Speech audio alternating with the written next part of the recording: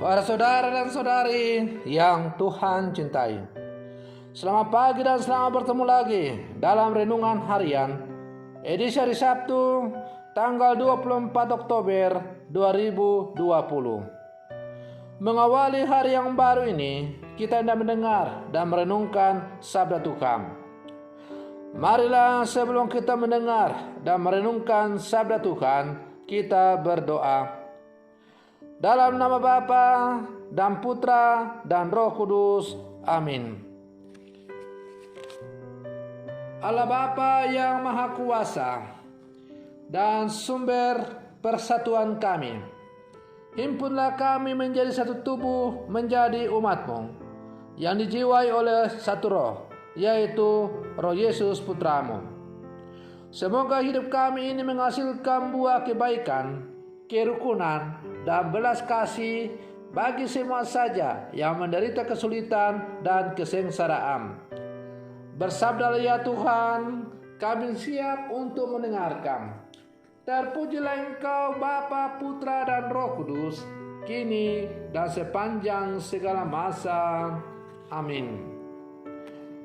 Para saudara dan saudari yang Tuhan cintai, sabda Tuhan yang hendak kita dengar dan kita renungkan untuk mengawali hari yang baru ini, hari Sabtu tanggal 24 Oktober 2020, diambil dari Injil Lukas pasal 13 ayat 1 sampai 9. Tuhan sertamu. Inilah Injil Tuhan kita Yesus Kristus menurut Santo Lukas. Pada waktu itu, beberapa orang datang kepada Yesus dan membawa kabar tentang orang-orang Galilea yang dibunuh Pilatus, sehingga darah mereka tercampur dengan darah kurban yang mereka persembahkan. Berkatalah Yesus kepada mereka, "Sangkamu orang Galilea ini lebih besar dosanya daripada semua orang Galilea yang lain, karena mereka mengalami nasib itu? Tidak, kataku kepadamu. Tetapi jikalau kalian tidak bertobat, kalian semua pun akan binasa dengan cara demikian. Atau sangkamu ke-18 orang yang mati ditimpa menara dekat Siloam lebih besar kesalahannya daripada semua orang lain yang tinggal di Yerusalem? Tidak, kataku kepadamu. Tetapi jikalau kalian tidak bertobat, kalian semua pun akan binasa dengan cara demikian." Kemudian Yesus menceritakan perumpamaan ini. Ada seorang mempunyai sebatang pohon ara yang tumbuh di kebun anggurnya. Ia datang mencari buah pada pohon itu, tetapi tidak menemukannya. Maka berkatalah ia kepada pengurus kebun anggur itu, "Sudah 3 tahun aku datang mencari buah pada pohon ara itu, namun tidak pernah menemukannya. Sebab itu tebanglah pohon ini. Untuk apa pohon ini hidup di tanah ini dengan percuma?"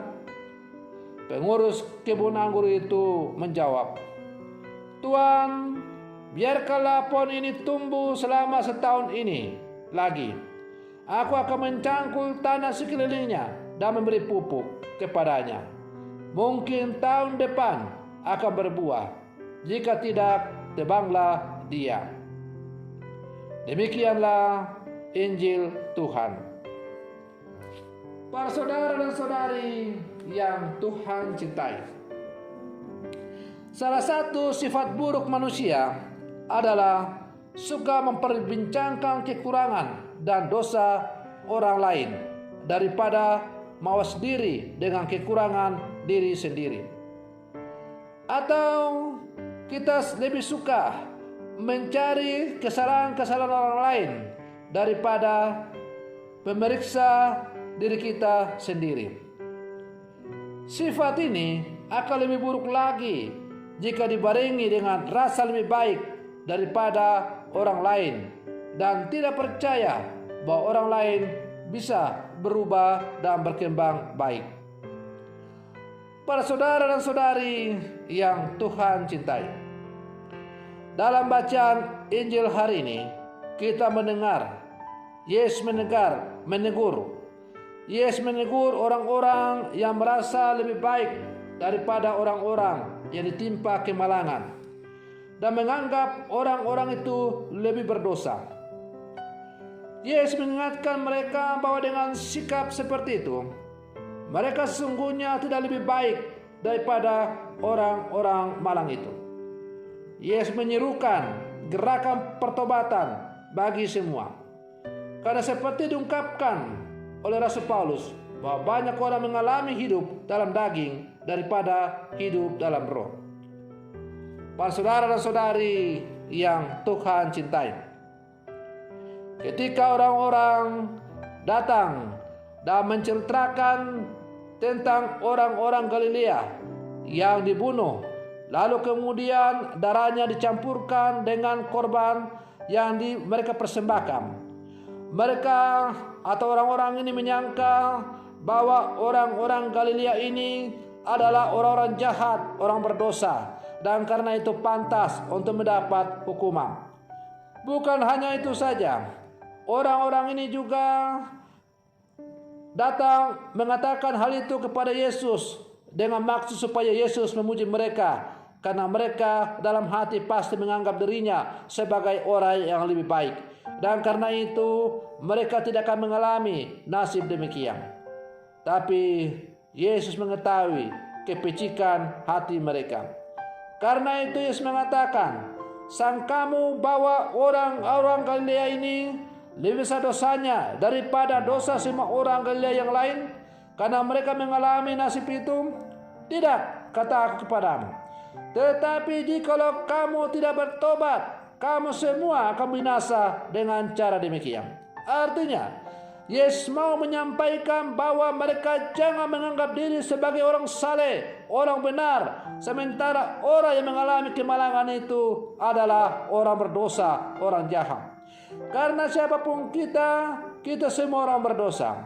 Maka kalau orang-orang yang selalu menganggap dirinya sebagai orang suci, orang benar, orang saleh tidak bertobat, maka mereka pun akan mengalami kebinasaan seperti yang dialami oleh orang-orang Galilea. Artinya bahwa kalau kita tidak bertobat, kita selalu sombong, menganggap diri sebagai orang yang benar, maka kita pada akhirnya akan mati dalam dosa itu. Para saudara dan saudari yang Tuhan cintai, hidup dan panggilan orang-orang Katolik adalah hidup dan panggilan yang selalu diwarnai dengan pertobatan. Pertobatan yang tiada henti, dan Tuhan selalu menantikan pertobatan kita, dan Ia tidak akan pernah menolak pertobatan kita, adalah digambarkan dengan cerita selanjutnya, di mana Yesus menceritakan perumpamaan tentang seorang tuan yang datang ke kebun aranya untuk mencari buah, tapi sayang pohon ara itu tidak menghasilkan buah. Karena itu tuan ini hendak menebang pohon itu, tapi penggarap kebun itu meminta supaya ia diberi kesempatan untuk memelihara pohon itu barang setahun lagi. Ia akan memberi pupuk, menjangkul tanah sekitarnya. Mudah-mudahan tahun depan ia akan berbuah lagi. Pohon ara yang tidak menghasilkan buah itu adalah lambang kehidupan manusia yang tidak menghasilkan buah-buah dari imannya sebagai orang Katolik. Ia tidak menghasilkan buah oleh karena ia selalu menganggap dirinya sebagai orang yang benar, orang suci, dan selalu melihat keluar, tidak mau melihat ke dalam. Oleh karena itu, seharusnya kita sudah jatuh binasa, ditebang oleh Tuhan. Tetapi penggarap kebun anggur itu, yaitu Yesus Kristus, memberikan kesempatan kepada kita untuk bertobat. Karena itu, pergunakanlah setiap kesempatan yang diberikan oleh Tuhan kepada kita untuk bertobat.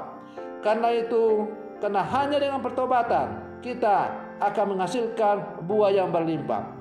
Dan kalau kita telah menghasilkan buah berlimpah dalam pertobatan kita, maka kita akhirnya akan disebut layak untuk hidup berbahagia bersama dengan Tuhan.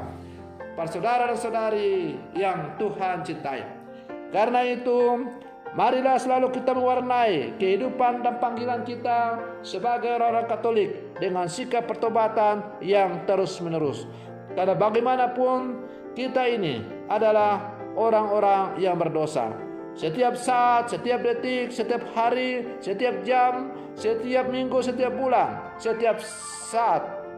Pokoknya seluruh kehidupan kita harus selalu diwarnai dengan pertobatan yang terus-menerus. Maka mari kita selalu bertobat dalam kehidupan kita. Mudah-mudahan kita menjadi pohon yang menghasilkan buah-buah yang berlimpah dalam kehidupan ini. Buah-buah berlimpah karena sukacita Injil, sehingga banyak orang diantar untuk bertemu dengan Tuhan oleh karena kesaksian hidup kita.